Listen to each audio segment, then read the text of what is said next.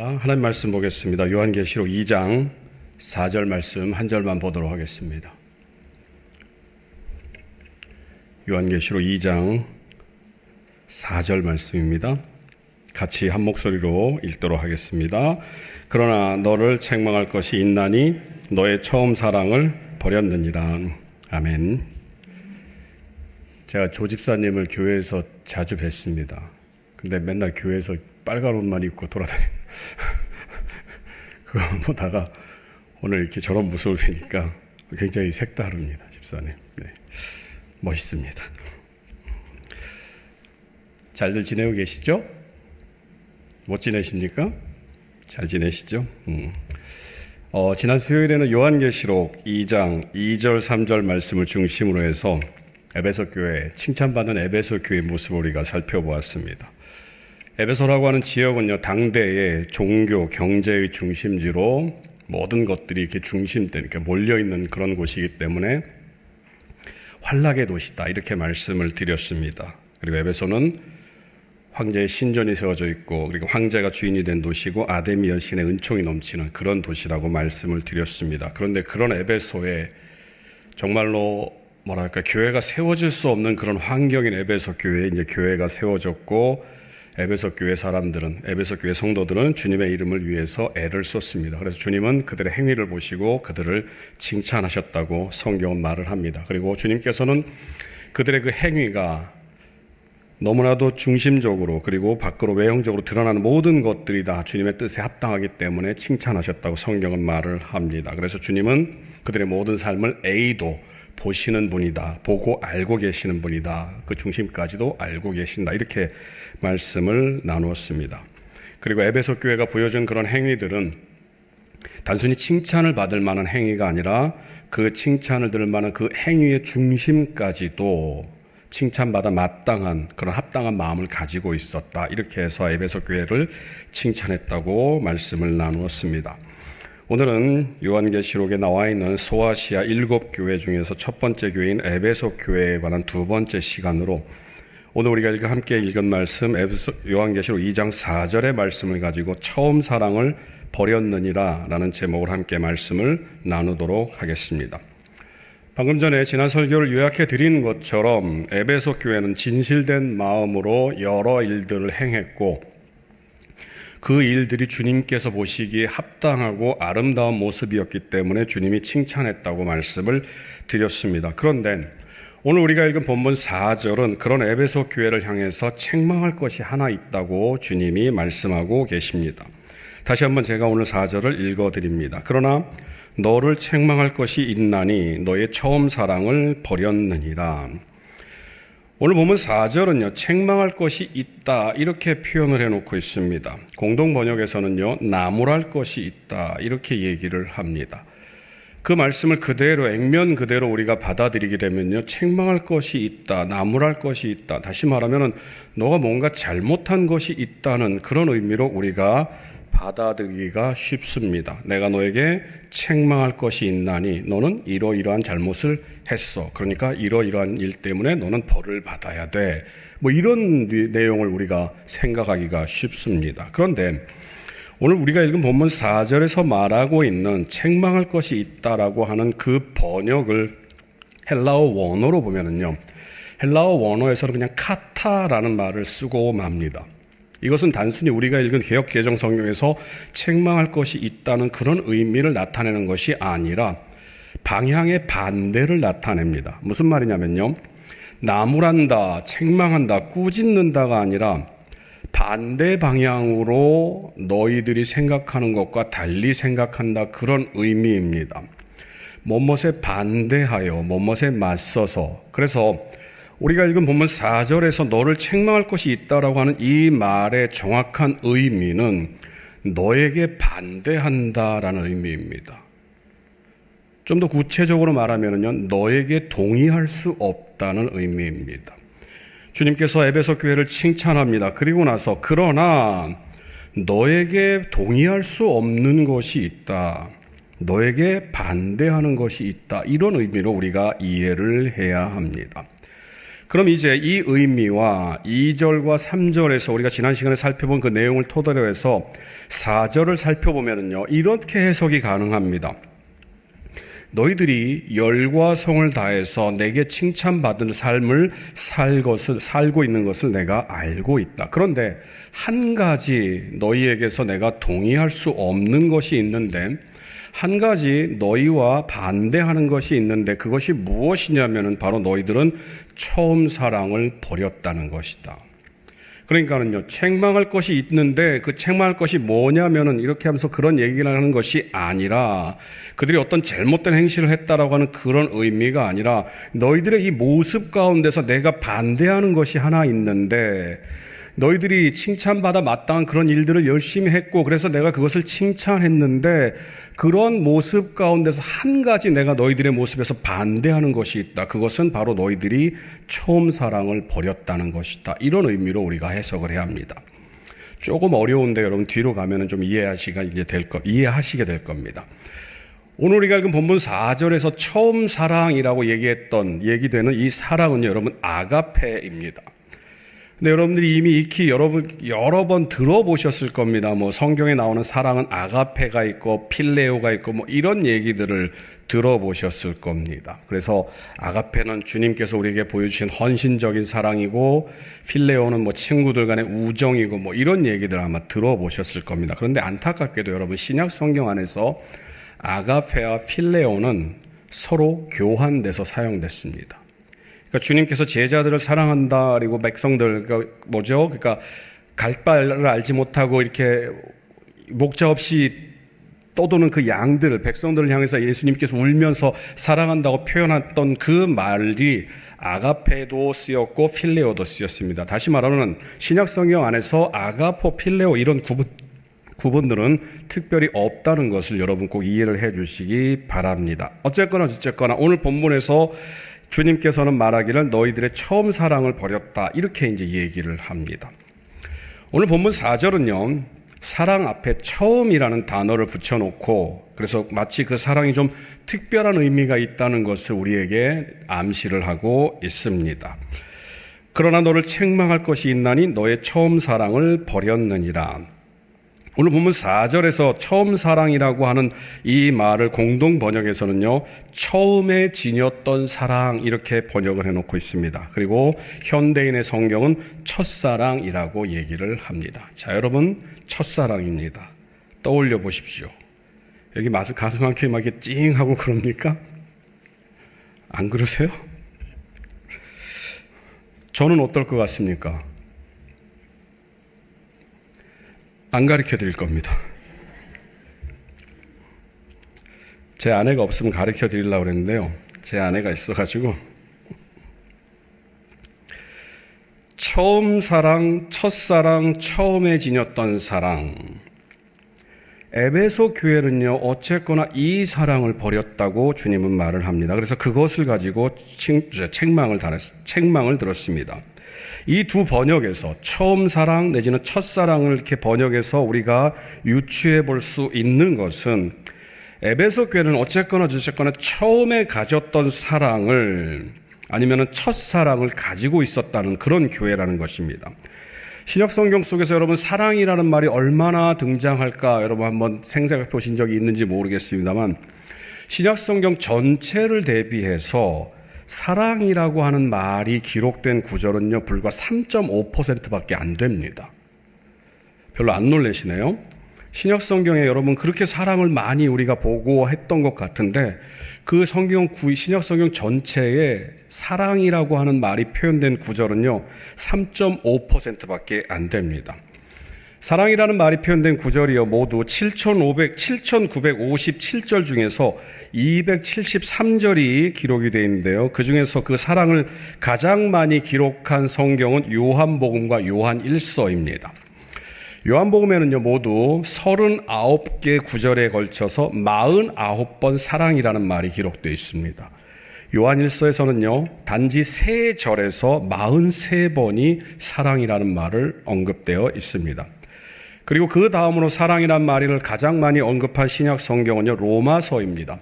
로마서에는 22번이 기록되어 있습니다. 그리고 그 다음에 고린도전서, 에베소서 순인데요. 고린도전서에도 20번, 에베소서에도 20번이 사랑이라는 말이 기록이 되어 있습니다.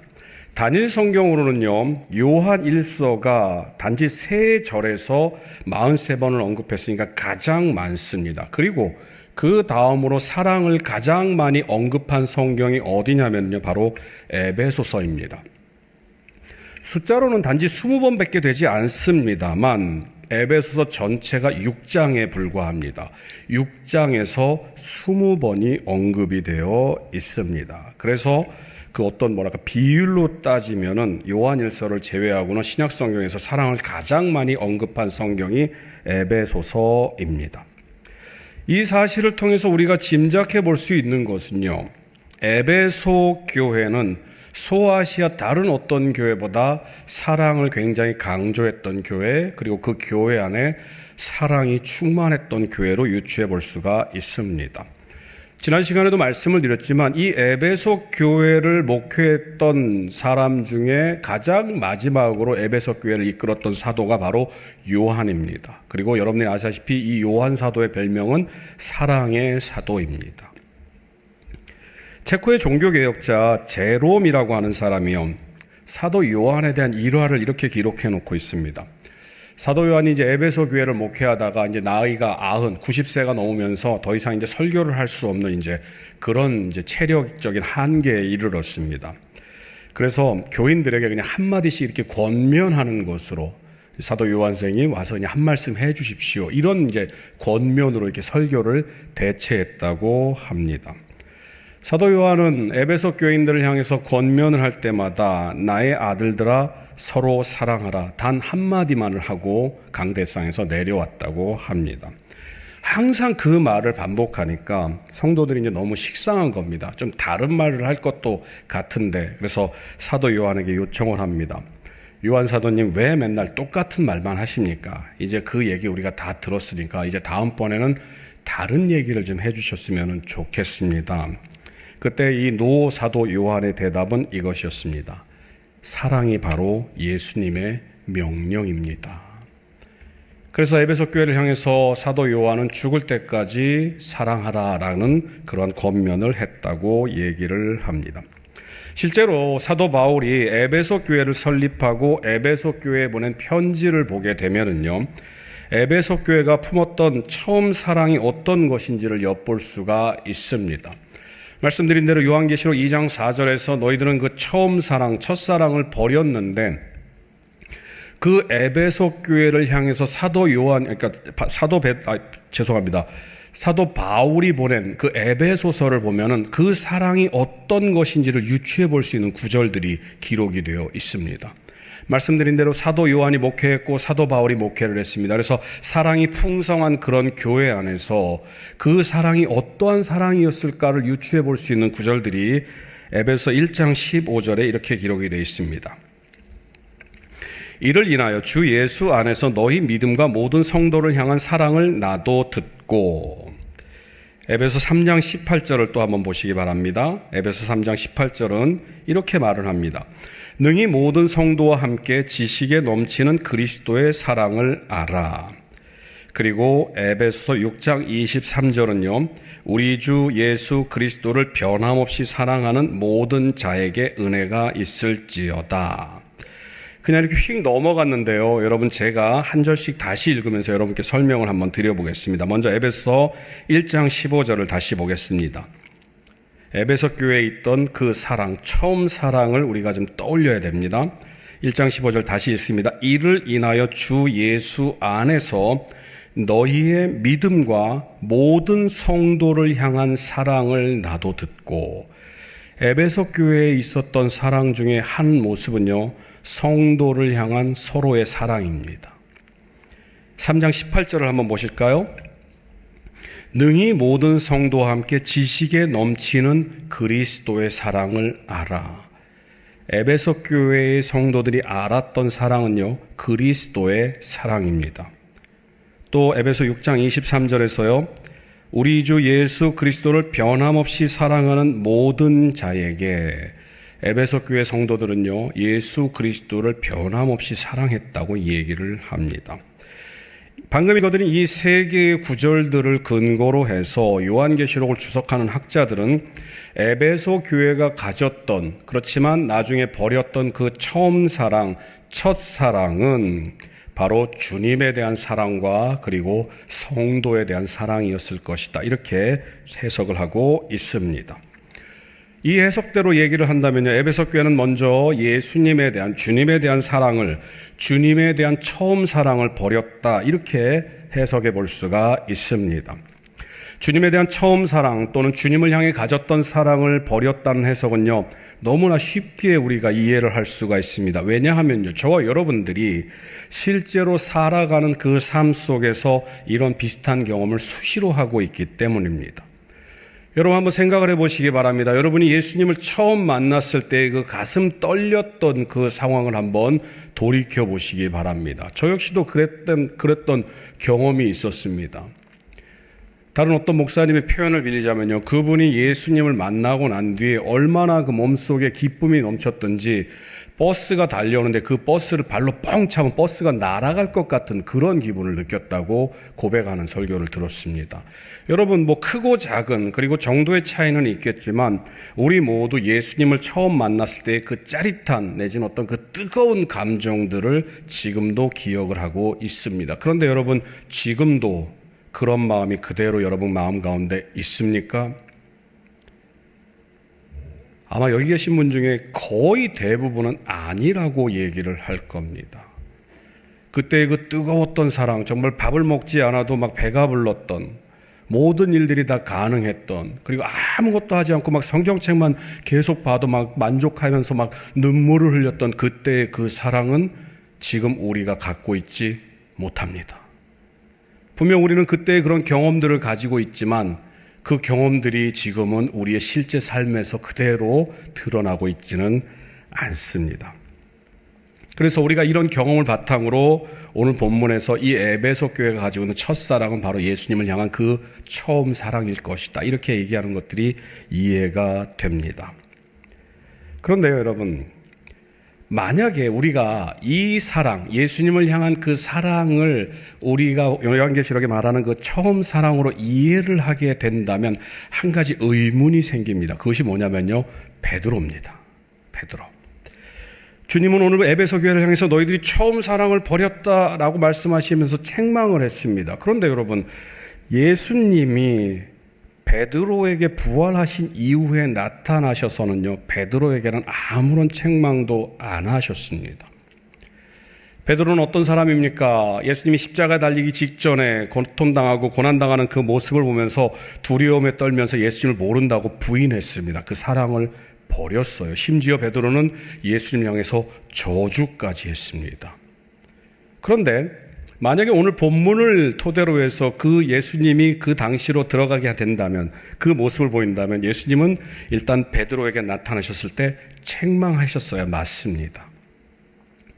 그런데 예수님은 베드로에게 책망을 안 하셨어요. 그렇다고 한다면 오늘 본문 속에서 그 첫사랑이라고 하는 것은 예수님을 향한 그 사랑, 예수님을 향한 그 애틋함은 아닐지도 모른다라고 하는 의심을 우리가 좀 가질 필요가 있습니다. 그러면 두 번째 해석을 우리가 좀 접근해 볼 필요가 있습니다. 앞서 에베소서를 이렇게 세 구절을 언급하면서 성도 간의 사랑이라고 말씀을 드린 적이 있습니다. 이 해석 역시도 일리가 있는 해석입니다. 저와 여러분들이 에베소 교회뿐만 아니라 저와 여러분들이 오늘을 살고 있으면서 우리가 신앙을 갖고 우리가 정말 그 어떤 풍성한 사랑을 느꼈을 때는 성도들이 다 예뻐 보입니다. 그죠? 예뻐 보이는 성도들이 여러분 주변에 있지 않습니까? 그런데 시간이 지나면서 그 사람이 항상 예뻐 보이지는 않습니다. 그리고 어느 순간부터는 그 사람이 미워 보일 때도 있습니다. 이것이 사실 저와 여러분들이 교회 안에서 느끼는 그러한 감정들입니다. 여러분들이 뭐 지금이야 이제 제가 온 지 얼마 안 됐으니까는 뭐 그냥 다 좋게 보시겠지만, 제가 이제 이 교회에서 1년 있고 2년 있고 그러다 보면 여러분들 이 교회에서 저를 향해서 손가락질하는 사람이 있을 겁니다. 예. 그래서 저도 여러분들을 잘 안 믿어요. 제가 여러분들에게 목사를 믿지 말라고 했듯이 저도 성도를 잘 안 믿습니다. 그런데 안 믿으려고 하는데 자꾸 믿어갖고 맨날 그냥 뒤통수 맞고 그래요. 자, 좀 사족이었는데요. 에베소 교회도 성도 간에 서로 사랑을 하면서 자신이 가지고 있던 것들을 나누는 그런 어떤 사도행전적인 역사가 분명히 있었을 것입니다. 그런데 시간이 지나면서 그 마음들이 퇴색되기 시작하는 겁니다. 에베소 교회는요, 특히나 그런 요소들이 충분했던 교회입니다. 무슨 말이냐면요, 사도행전 20장 29절에서 30절을 보면은 사도 바울이 에베소 교회 장로들과 헤어지면서 이렇게 얘기를 합니다. 내가 떠난 후에 사나운 이리가 여러분들에게 들어와서 그 양떼를 아끼지 아니하며 또한 여러분 중에서도 제자들을 끌어 자기를 따르게 하려고 어그러진 말을 하는 사람들이 일어날 줄을 내가 아노라. 이렇게 말합니다. 이리와 같은 사람들이 교회 안에 있을 것이다. 사도 바울은 이렇게 예언을 하고 있습니다. 그리고 실질적으로 에베소 교회 안에서 그런 일들이 일어났습니다. 이리와 같은 사람들이 자기 사람을 만들기 위해서 교회를 어지럽히는 상황들이 여기저기서 발생을 하는 겁니다. 성도 간의 신뢰가 깨어집니다. 그래서 서로 상처를 주고 너는 그쪽의 편이었지 나는 이쪽 편이다 하면서 서로 싸우는 겁니다. 그래서 함께 예배를 드리지만 그들은 한 마음으로 예배를 드릴 수가 없었고 교회 안에서 크고 작은 분쟁들이 일어났습니다. 그러니까 말씀드린 대로 처음에는 서로 성도들 간에 서로 사랑하는 마음들이 굉장히 풍성했지만 어느 순간부터 그 사랑은 어디론가 사라지고 서로 미워하는 마음들이 에베소 교회 안에 있었을 것이다. 이렇게 추정을 하게 될 수 있는 것입니다. 그렇지만요, 여러분, 처음 사랑을 버렸기 때문에 책망을 받는다라는 이 말씀을 예수님에 대한 사랑을 버렸기 때문에 아니면 이웃에 대한 사랑을 버렸기 때문에 주님이 책망하신다라고 하는 이해로 그런 의미로 우리가 이해를 하게 되면은요, 오늘 본문 4절을 원어로 볼 때 약간 우리가 힘든 해석을 발견하게 됩니다. 4절을 여러분 한번 다시 보시기 바랍니다. 그러나 너를 책망할 것이 있나니 너의 처음 사랑을 버렸느니라. 우리가 읽은 개역 성경에는 그냥 버렸다라고 하는 그런 의미로 우리가 이해를 합니다. 그런데요, 헬라어로 보면은요, 아피에미라는 말을 씁니다. 이 아피에미라는 말은요, 쫓아버리다, 멀리 보내다, 아니면 추방하다라는 뜻입니다. 특히나 추방한다라는 그런 의미가 굉장히 크게 이렇게 작용을 하는데요. 추방한다라는 말의 의미는요, 여러분, 완전한 단절을 의미합니다. 여러분, 우리가 추방을 한다고 할 때 그 사람이 한번 추방이 됐다라고 하는 그런 의미는 다시는 교류가 없다는 의미입니다. 다시는 그 자리에 들어오거나 할 수 있는, 다시는 어떤 공동체 안에 속할 수 없다는 그런 의미입니다. 그래서 너희들이 처음 사랑을 버렸다라고 하는 그 말이 가지고 있는 완전한 의미는요, 정확한 의미는 주님을 향한 사랑이 완전히 끊어졌다, 이웃을 향한 사랑이 완전히 끊어졌다라는 그런 의미로밖에 해석이 안 됩니다. 그런데 여러분, 실제로 저와 여러분의 삶을 한번 돌이켜 보시기 바랍니다. 저와 여러분들이 예전에 주님을 향한 그런 처음 사랑이 만약에 오늘 본문 4절의 말씀이라면 오늘 본문 4절에서 그대로 적용을 해서 그러나 너를 책망할 것이 있는데 너는 주님을 향한 그 처음 사랑을 완전히 끊어버렸구나, 그러니까 너는 책망을 받아야 돼 라고 해석을 할 수밖에 없습니다. 그러면 여러분 한번 스스로에게 자문해 보시기 바랍니다. 처음 사랑, 예수님을 향한 그런 뜨거운 열정은 식었지만 그렇다고 해서 여러분들이 예수님을 향한 그 사랑이 완전히 단절이 되어 있습니까? 아니죠. 다만 예전과 같지 않을 뿐입니다. 이웃을 향한 사랑이 그럼 여러분들은 완전히 단절이 되어 있습니까? 아닐 겁니다. 비록 미흡지만 우리 안에서 하나님의 말씀을 통해서 그래도 저 사람을 섬겨야지, 저 사람을 받아들여야지, 저 사람을 용납해야지 하는 그런 하나님의 말씀이 있기 때문에 우리는 그렇지 못한 우리 자신을 놓고 자책을 합니다.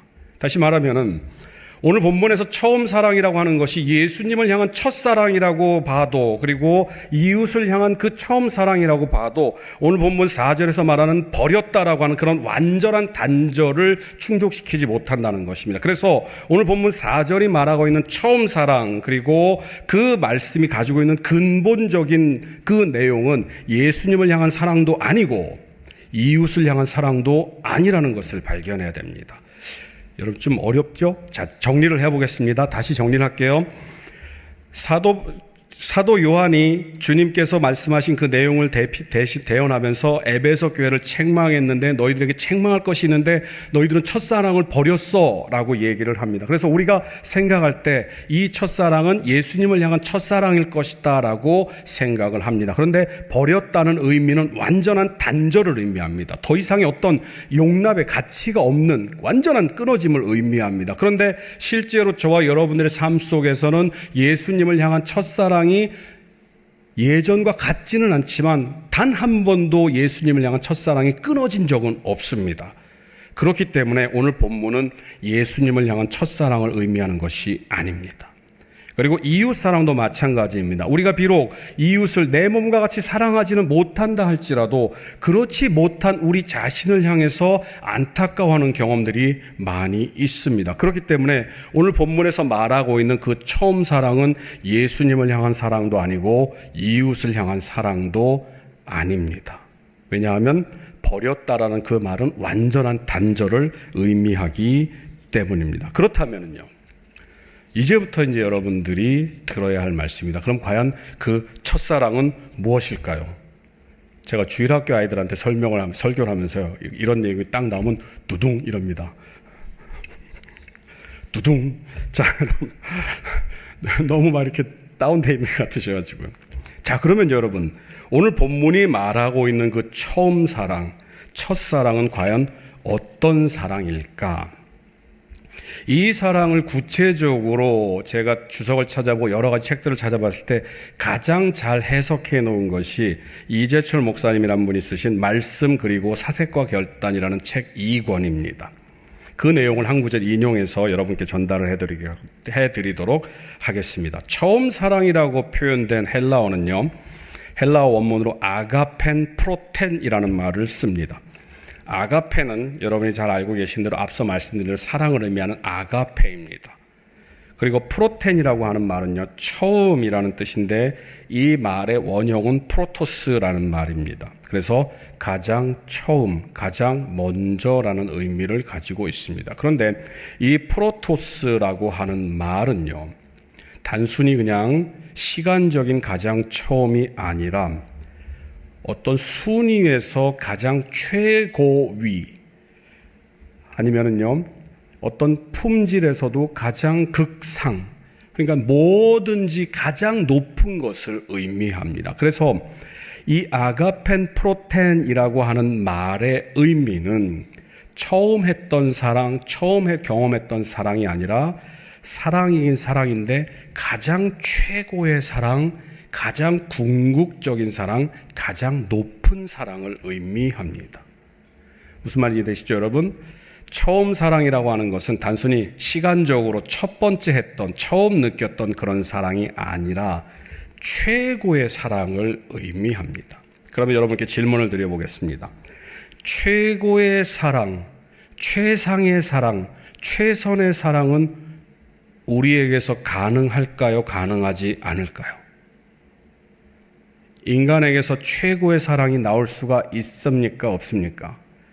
당연히 정답은 없습니다. 왜냐하면 저와 여러분들은 모두 다 죄인이기 때문입니다. 그래서 오늘 본문에서 2장 4절에서 너를 책망할 것이 있다. 그런데 너희들에게 책망할 그것은 무엇이냐면은 너희들은 너희가 가지고 있었던 최고의 사랑, 궁극적인 사랑, 최상의 사랑과 단절됐다라고 하는 그런 의미입니다. 최고의 사랑, 최선의 사랑, 최상의 사랑은 인간에게서는 나올 수가 없습니다. 그러면 이 사랑은 누구에게서 나오느냐? 바로 하나님에게서 나올 수밖에 없습니다. 왜요? 우리가 알다시피 하나님은 사랑 그 자체이기 때문입니다. 이전에 제가 주일날 복음에 대한 설교를 하면서 이런 말씀을 언급한 적이 있습니다. 요한일서 4장 7절 8절 말씀입니다. 사랑하는 자들아 우리가 서로 사랑하자. 사랑은 하나님께 속한 것이니 사랑하는 자마다 하나님으로부터 나서 하나님을 알고 사랑하지 아니하는 자는 하나님을 알지 못하나니 이는 하나님은 사랑이심이라. 다시 말하면은 오늘 본문 요한계시록 2장 4절에서 에베소 교회가 책망을 받았는데 그들이 책망을 받은 이유는 처음 사랑을 버렸습니다. 그런데 그 처음 사랑은 우리가 생각하고 있는 인간에게서 나올 수 있는 어떤 그런 감정적인 사랑이 아니라 궁극의 사랑, 바로 하나님으로부터 나올 수밖에 없는 그 사랑을 버렸다고 하는 것입니다. 사랑이신 하나님에게서 나온 그 최상의 사랑, 최고의 사랑을 성경에서는요, 다른 곳에서 이렇게 표현을 해놓고 있습니다. 요한복음 3장 16절 말씀입니다. 하나님이 세상을 이처럼 사랑하사 독생자를 주셨으니 이는 그를 믿는 자마다 멸망하지 않고 영생을 얻게 하려 하심이라. 여러분, 이 말씀이 무슨 말씀입니까? 무엇을 말하는 말씀입니까? 바로 복음을 말하는 말씀입니다. 로마서 5장 8절에는 이런 말씀이 기록되어 있습니다. 우리가 아직 죄인 되었을 때에 그리스도께서 우리를 위하여 죽으심으로 하나님께서 우리에 대한 자기의 사랑을 확증하셨느니라. 사랑이신 하나님께서 인간에 대한 자기의 사랑을 증명하시기 위해서 예수 그리스도를 죽게 하셨다고 말합니다. 눈치를 채셨는지 모르겠습니다만 하나님에게서 나오는 최고의 사랑, 최상의 사랑은 바로 복음입니다. 그러니까요, 여러분, 요한계시록 2장 4절에서 너희들이 처음 사랑을 버렸다라고 하는 이 말의 의미는 에베소 교회의 성도들은, 에베소 교회는 하나님께서 주신 복음을 잃어버렸다는 것입니다. 하나님께서 그 교회를 통해서 복음에 대한 것들을 전달해 주셨는데 어느 순간부터 복음이라고 하는 그 본질을 놓쳐버렸다는 것입니다. 사실 오늘 본문은요, 에베소 교회가 처음 사랑, 최고의 사랑을, 복음을 버림으로 인해서 그 행위가 어떤 결과를 낳았다고 말하고 있지는 않습니다. 좀 더 쉽게 얘기를 하면은요, 에베소 교회가 처음 사랑, 복음을 버렸기 때문에 에베소 교회는 이런 일을 했구나, 이렇게 망조가 들었구나, 이렇게 너희들이 망가졌어, 너희들이 복음을 버렸기 때문이야 라고 하는 그 내용을 설명해 놓고 있지를 않습니다. 그런데요, 여러분,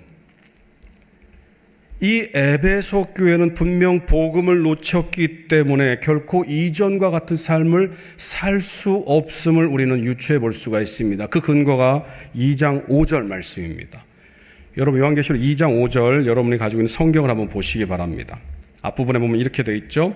제가 읽어드릴게요. 그러므로 어디서 떨어졌는지를 생각하고. 다시 말하면은요, 궁극의 사랑, 그 복음을 어디서 잃어버렸는지, 너희들의 삶이 복음에 어디서부터 단절되었는지를 생각해야 된다는 것입니다. 그래야지만 회개할 수 있기 때문입니다. 사랑하는 성도 여러분, 말씀드린 대로 에베소 교회가 잃어버린 것은 예수님을 향한 그 인간적인 감정의 사랑이 아닙니다. 성도들을 향한 어떤 인간적인 그런 윤리적인, 그리고 어떤 동정적인 그런 사랑이 아닙니다. 에베소 교회가 잃어버린 것은요, 딱 하나입니다. 그들은 복음을 잃어버렸습니다. 그러면 여러분들 이런 질문을 할 수 있을 것입니다. 어떻게 복음을 잃었는데 교회가 운영이 될까? 천만의 말씀, 여러분, 복음이 없어도 교회는 운영이 될 수가 있습니다. 심지어 칼빈은 뭐라고 얘기를 하냐면요, 구원받지 않은 자조차도 구원받은 자처럼 강단에서 설교할 수 있다라고 얘기를 했습니다. 제가 여러분들에게 목사를 믿지 말라고 한 것도 그런 내용입니다, 여러분. 배운 것들이 있기 때문에, 학습한 것이 있기 때문에 그런 말씀들을 증거를 할 수 있습니다. 그러나 그 삶이 전혀 복음이 없는 사람처럼 살아가는 목회자들이 여러분 주변에 얼마나 많은지 모릅니다. 교회에 익숙한 사람이라면요, 여러분, 복음이 없어도 복음을 가진 사람처럼 행동할 수가 있습니다. 왜요? 익숙하니까요. 교회 와서 찬양 드리는 일이 너무나도 자연스럽습니다. 교회 와서 성도의 교제를 하는 일들이 너무 자연스럽습니다. 봉사하는 일들 또한 얼마나 잘하는지 몰라요. 그런데 여러분, 그가 그런 일들을 한다 할지라도, 그가 그런 모습을 보인다 할지라도 마음 가운데 복음이 없음에도 불구하고 복음, 궁극적인 하나님의 사랑, 다시 말하면 저와 여러분들은 모두 죄인이기 때문에 우리는 이 그리스도의 보혈이 아니면, 하나님의 사랑이 아니면 죽을 수밖에 없는 죄인이라는 그 자각을 가지지 못하고, 그런 자각 없이도 교회 안에서 그런 일들을 할 수 있는 것들은 너무나도 지극히 당연한 인간적인 모습입니다. 그런데 여러분, 주님께서는요, 그 사실을 알고 계신다는 것입니다. 지난 시간에 제가 여러분 에이도라고 말씀드렸습니다.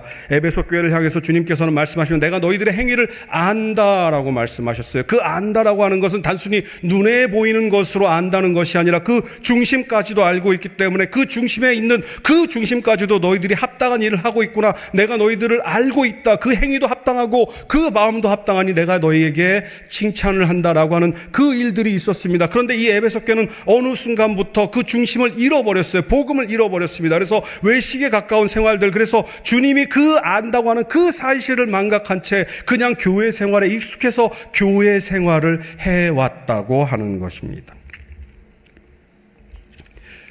누가 봐도 교회 안에서 칭찬받을 만한 일들을 많이 한다고 하더라도요, 그 중심에, 그 마음 가운데 복음이 없다고 한다면 그저 눈속임에 불과합니다. 사람은 속일 수가 있습니다. 사람의 눈을 속이는 것은 일도 아니에요. 우리는 우리 스스로도 속일 수가 있습니다. 우리 자신도 속아요. 우리 자신에게. 그런데요, 주님은 뭐라고 말씀하십니까? 주님은 안다라고 말씀하십니다. 저와 여러분들의 모든 것들을 꿰뚫어 보신다고 말씀하십니다.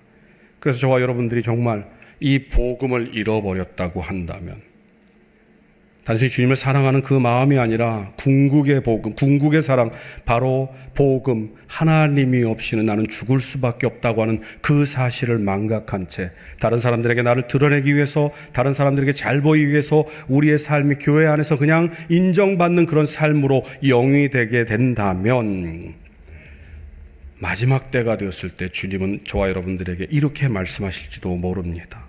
마태복음 7장 23절 말씀입니다. 그때 내가 그들에게 밝히 말하되 내가 너희를 도무지 알지 못하니 불법을 행하는 자들아 내게서 떠나가라 하리라. 이와는 반대로 그 누구도 저와 여러분들의 그 행위를 인정해 주지 않습니다. 너무나도 보잘것없는 것이에요. 그 누가 봐도 뭐 저런 걸 가지고 그래 라고 얘기를 할 수밖에 없는 그런 일일지도 모르겠습니다. 그런데요, 그 일을 행하면서 저와 여러분들의 마음 가운데 복음이 있다고 한다면, 다시 말하면 하나님, 나는 하나님 앞에서 모익한 죄인입니다. 나는 죽을 수밖에 없는 영혼입니다. 그러나 하나님께서 나를 살려주셨기 때문에 나는 하나님 앞에서 아무것도 아님에도 불구하고 그 은혜에 감사해서 내가 하나님의 나라를 위해서, 하나님의 이름을 위해서, 그리고 그 은혜에 보답하기 위해서 이 일을 합니다. 누가 봐도 그 일은 티가 나지 않는 일일 수도 있습니다. 보이지 않는 일일 수도 있어요. 그런데 저와 여러분들이 그 복음을 품고 그 일을 감당한다면, 저와 여러분들의 마음 가운데 복음이 심겨져서 그 복음이 굳건히 자리하고 그 복음으로 말미암아서 무슨 일을 한다고 한다면, 그 일이 어떤 일이라고 할지라도 주님께서는 틀림없이 이렇게 말씀하실 것입니다. 요한계시록 2장 2절 3절 말씀입니다. 함께 읽습니다. 내가 내 행위와 수고와 내 인내를 알고 또 악한 자들을 용납하지 아니한 것과 자칭 사도라 하되 아닌 자들을 시험하여 그의 거짓된 것을 내가 드러낸 것과 또 내가 참고 내 이름을 위하여 견디고 게으르지 아니한 것을 아노라. 여러분, 방금 읽어드린 이 요한계시록 2장 2절 3절 말씀은 지난 시간에 말씀드린 대로 에베소 교회가 주님께 칭찬받았던 일들입니다. 그리고 그 일들은 외형적으로 드러나는 어떤 다른 모습들은 가지고 있을지는 모르겠지만 복음을 가지고 있는 자들이 행했던 일입니다. 그렇다면 저와 여러분들이 복음을 가지고 이 안에서, 그리고 세상 가운데 나가서 살게 된다면, 살아간다면 저와 여러분들은 에베소 교회를 칭찬했던 주님의 칭찬을 그대로 받게 되는 줄 믿으시기 바랍니다. 사랑하는 성도 여러분, 가장 근본적인 것은 복음입니다. 그 복음 앞에서 나를 드러낼 것은 아무것도 없습니다. 그 복음 앞에서 우리가 내세울 것들은 아무것도 없습니다. 우리는 그저 주님 앞에서, 그 그리스도의 피 묻은 보혈 앞에서 그저 엎드릴 뿐입니다. 주님, 나는 아무것도 아닙니다. 아무것도 아닌 사람이 복음을 가지고 일할 때 주님은 그 일을, 그 삶을 칭찬하십니다. 사랑하는 성도 여러분, 저는 저와 여러분들이 이런 복음에 합당한 자로 살아가기를 간절히 소원합니다. 그 일들이 쉽지 않은 것 압니다. 그렇다고 해서 우리가 그냥 이렇게 사는 것이 하나님 앞에서 합당한 올바른 삶이 아닌 것도 알고 있지 않습니까? 그러면 우리는 그 삶에 합당한 삶을 살 수 있도록, 복음을 가지고 있는 자처럼 살 수 있도록 열심히 노력해야 됩니다. 분명 어제보다는 오늘이 나을 수 있도록 노력을 해야 되고요. 오늘보다는 내일이 나을 수 있도록 우리는 애를 써야 됩니다. 그런 일들이 계속해서 반복되다 보면 어느 순간이 되었을 때 우리는 우리 스스로를 돌아보면서 하나님, 나 복음에 합당한 사람이죠 라고 물을 수 있을 것입니다. 사랑하는 성도 여러분, 저는 저와 여러분들이 그런 자들이 되기를 원합니다. 정말 복음에 합당한 자가 되어서 주님 앞에 떳떳이 나가서 주님, 나 왔어요 라고 고백할 수 있는 그런 저와 여러분들이 되시기를 간절히 소원합니다. 기도하시겠습니다. 사랑의 하나님, 감사합니다.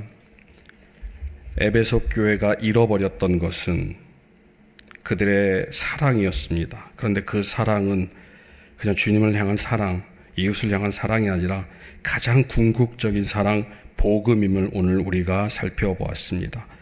이 자리 머릿속인 주의 종들도 역시 행여 우리 가운데 복음을 잃어버린 것은 아닌지 돌이켜볼 수 있도록 인도하여 주시옵시고, 우리가 마음 가운데 복음을 품고 있다면 주님 앞에서 어떤 일을 한다 할지라도 그것이 주님을 기쁘시게 하는, 그리고 칭찬받는 일이 됨을 인식하고 교회 안에서 또 세상 가운데서 또 자기가 속해 있는 어느 자리에서건 주님을 기쁘게 하는 삶을 살아갈 수 있도록 인도하여 주시옵소서. 하나님, 다시 한번 간구합니다.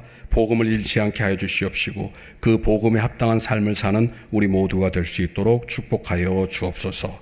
감사드리며 이 모든 말씀 예수님 이름으로 기도합니다. 아멘.